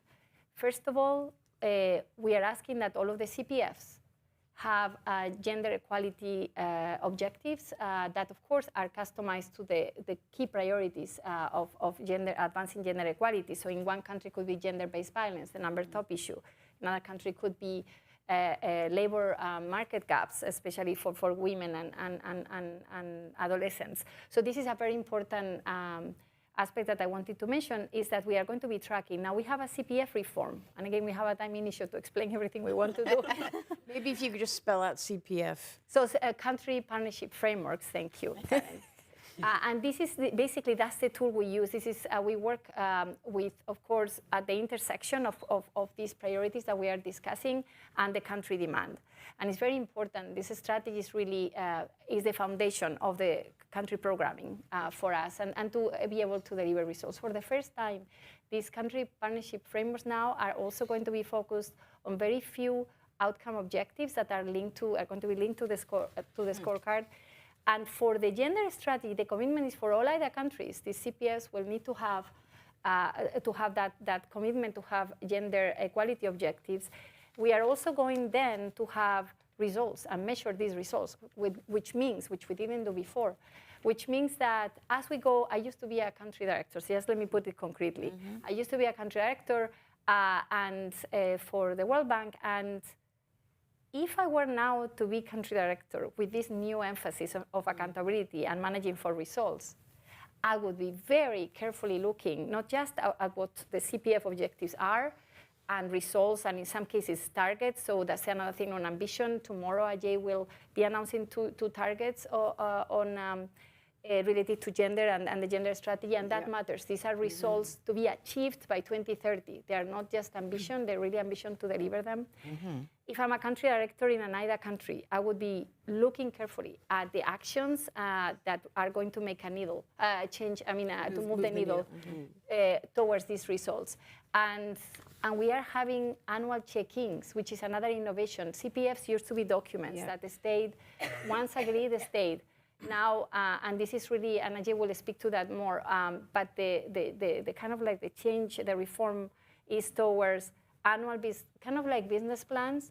And this is going to accompany the implementation plan of the gender strategy. That again is going to be discussed. Thank you. I see a 15 minutes remaining. Thank you. No, So anyways, That's all really of this to say illuminating. that, we think that the momentum is there. But Okay. of course, we're on a journey. So Julie, again, sticking with gender, since Canada's always been such a huge proponent of gender equality, and you had your, feminist foreign policy and so forth. I'm just interested in how you see IDA and gender, and if you're comfortable with this approach as it's been laid out.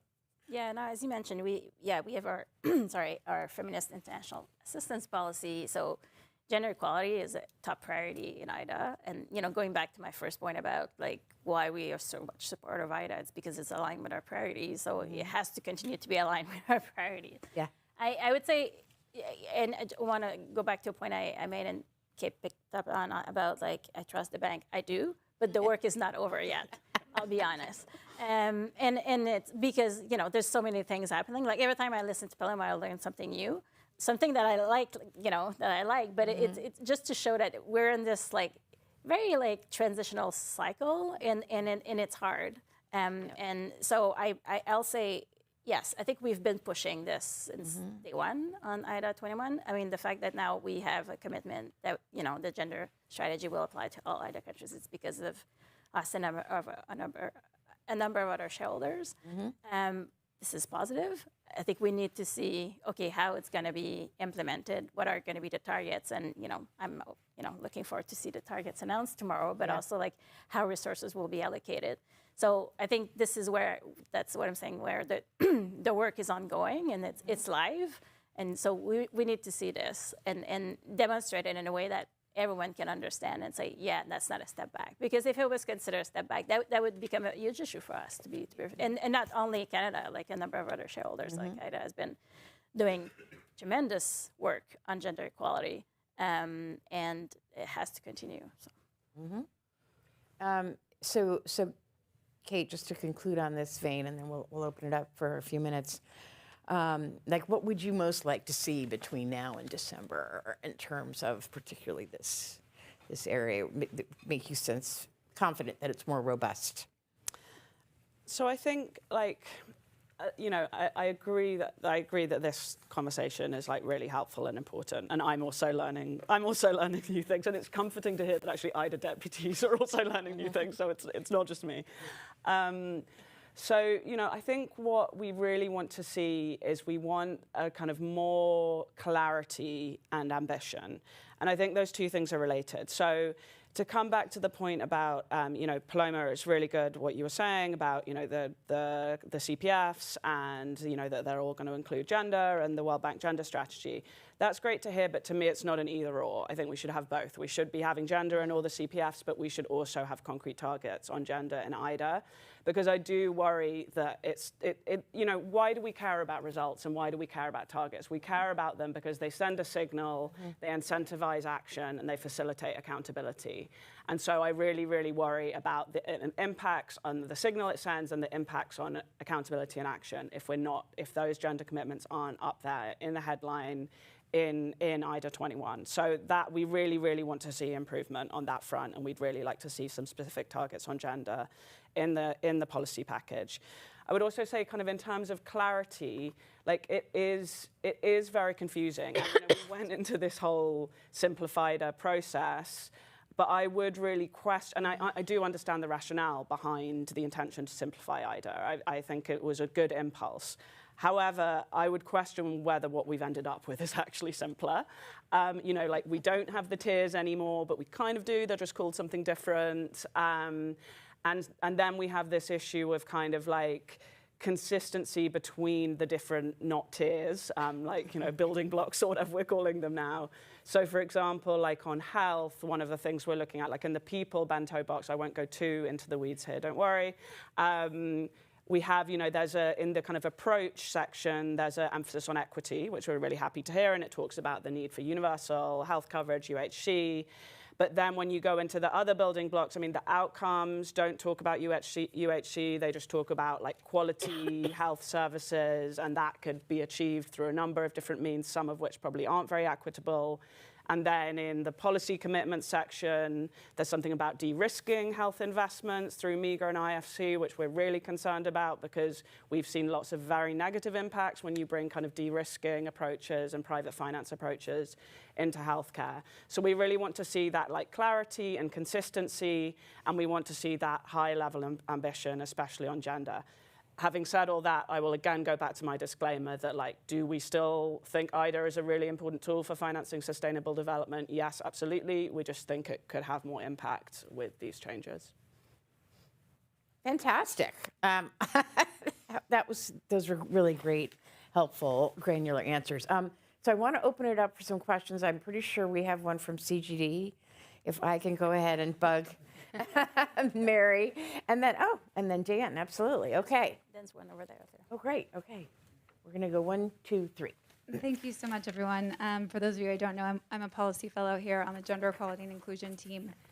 So much, particularly what Kate said and Karen said, really resonates. What we've been pushing for is really thinking about, accountability, and we don't see it as an either or, right? It's about supporting the implementation of the gender strategy with specific things. And my understanding is the targets were announced yesterday, but they are, in case they weren't, I won't say what they are, but they are very narrow, I would say, in terms of the issues that we see being really, really important on gender in IDA countries. And so, I'm kind of confused about why there is this resistance to the country-based policy commitments, because it seems, again, complementary. And so if you could really speak to that and help clarify that, it would help, because they were there before, right? We did have a GBV and childcare commitment, and then they were cut. And, I don't see that can't be, again, complementary. Those are really important areas that we want to see progress on and hold the bank to account.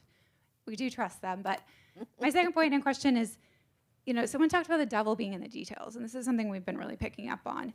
In the scorecard data that was released in June, there was kind of a disclaimer at the end about female disaggregation.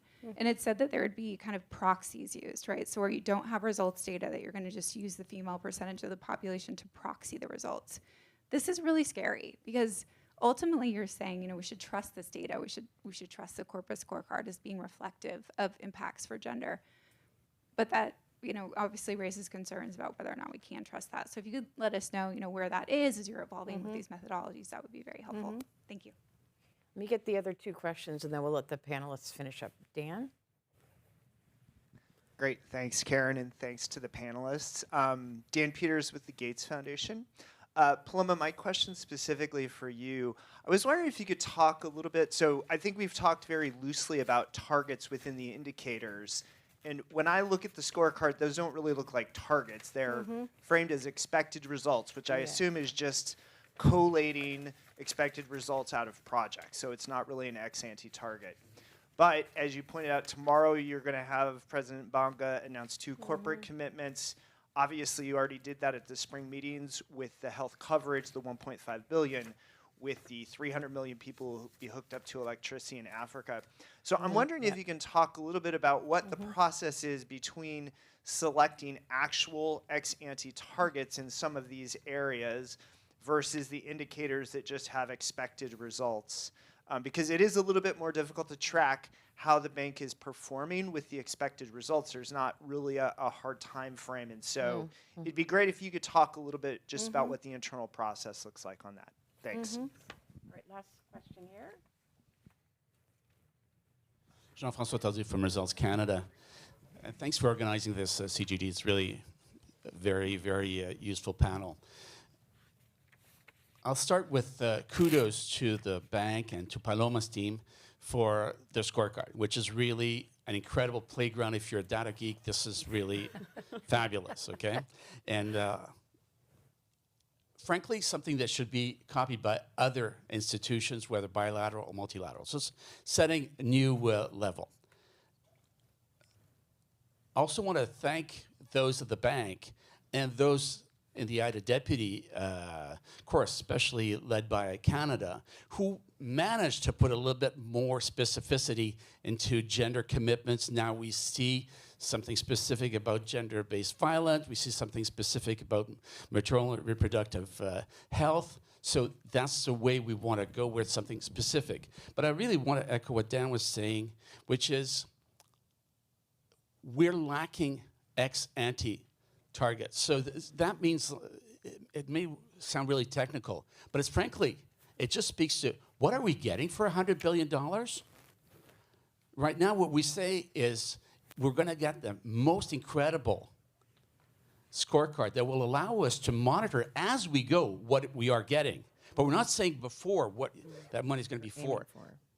I mean, normally you go to the restaurant, you order, you're supposed to be your 16-ounce sirloin steak or whatever it is. You know what you're getting and what quantity. Yeah. And now you no.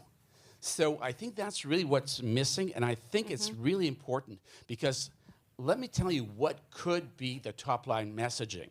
I don't know about the targets about tomorrow, but perhaps if we had for $105 billion, IDA will deliver health services to 700 million people in IDA countries. It will offer safety net protection to 350, 400 million people in IDA countries. We know what we'd be getting. Of course, we want to have more specificity, as my friend from Oxfam was saying. What does that include exactly? But we would have a ballpark. So I really think it's important that we have this conversation and find out why the reluctance to actually not provide 65 of those numerical targets, but 3, 4.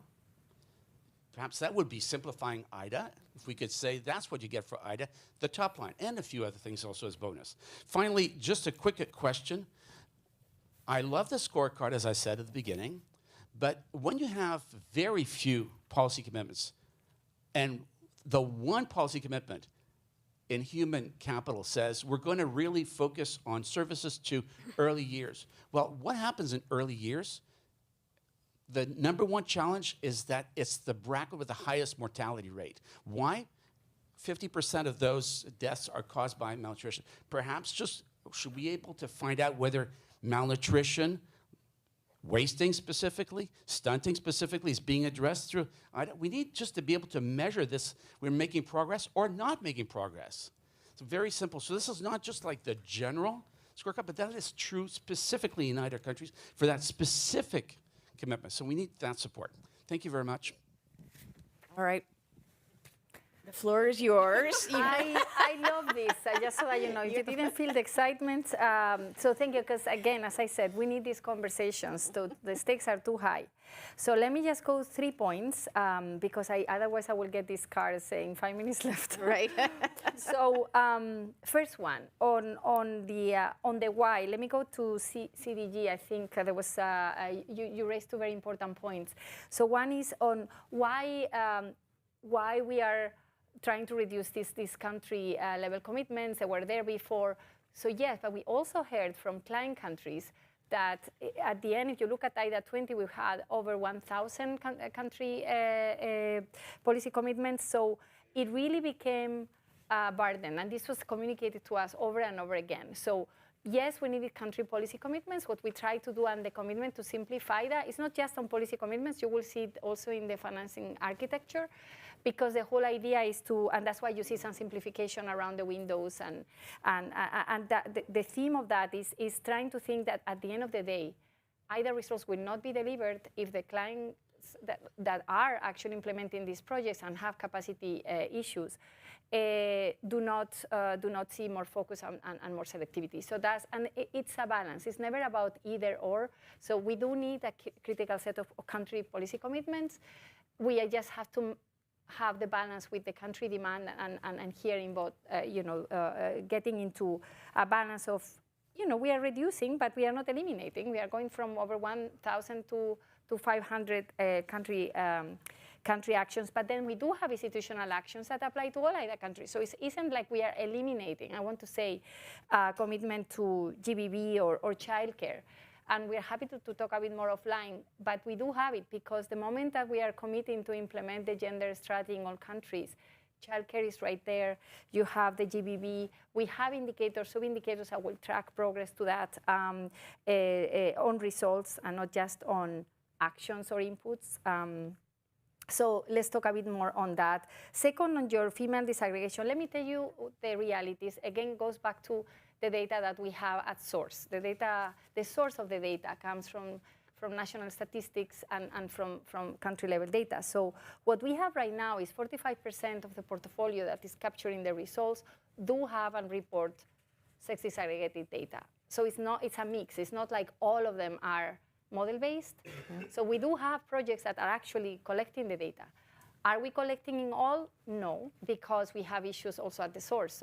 And that's part of the investments in NIDA 21 is precisely to level the game up and getting more female disaggregated data that we all want, to be honest. Everybody wants, even the policymakers, of course, from gender safety to gender-based violence and so on. So the commitment is there. We'll get better over time, and we will continue reporting over time. And we welcome any suggestions that also you may have. On Gates Foundation, you had a very good comments on targets. Sorry, I was just locating you. Thank you. So two things. The scorecard expected results you are absolutely correct. What they are trying to tell you is the ambition of the current portfolio. It doesn't tell you the future delta or a stretch. It's telling you the ambition of the current portfolio because it's aggregation of end of the project targets. Now, and that's how the scorecard had the stock of results achieved for the current portfolio and these expected results. In the world now of announcing targets, we do need to track progress to target. And this is actually a conversation we will love to have. We have right now a column in the scorecard that will have more data as we go now, because we need to make sure we track all of the corporate targets. But we will be measuring progress to targets. Basically, we will have a cumulative progress of results from the baseline of that target all the way to 2030. So that will be in the scorecard. So you'll be able to see both the stock and the flow, which is important. And you will be able to see for which indicators we have announced targets and how to track progress.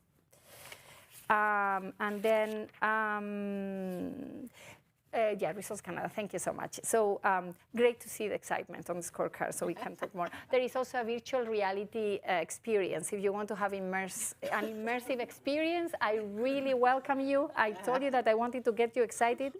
It's in the atrium. You can go anytime and use it. It's great. Now, let's go to the challenging questions, which are very important. So you are right about the ex-ante, basically what we used to have, where even though they were loosely called targets, to be honest, there were ex-ante ranges of values of a certain number of indicators, right? That's what you mean with a baseline. So we are describing this method in the methodology notes that are going to come also for the benefit of Julia, many of you. There will be methodology notes for each of the policy commitments as well, and of course you'll have that. Now, for the targets that have been already announced, for which IDA is a key contributor, if just think M300. Really, it's IDA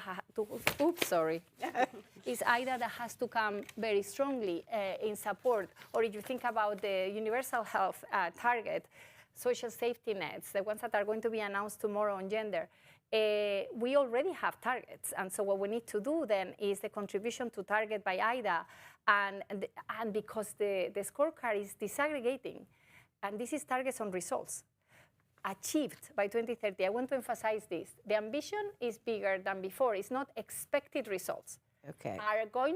Our commitment is to achieve those results by 2030.